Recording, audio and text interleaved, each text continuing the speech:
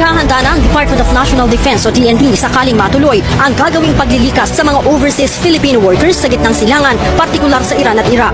Ayon kay DND Secretary Delfin Lorenzana, 2 landing ship na kayang magsakay ng tig 500 tao, 2 C-130 at isang C-295 planes ang kanilang ipadadala para sa paglilikas sa mga OFW.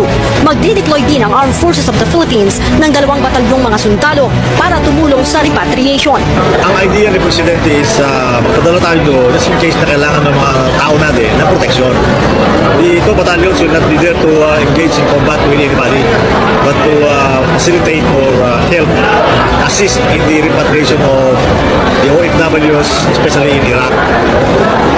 Hindi sila magpunta doon para makipaglaban. Sinabi pa ni Lorenzana na ikinukonsidera din nila ang pagkuha ng cruise ship na kayang magsakay ng 3,000 tao at commercial plane kung maraming OFW ang nais umuwi sa Pilipinas.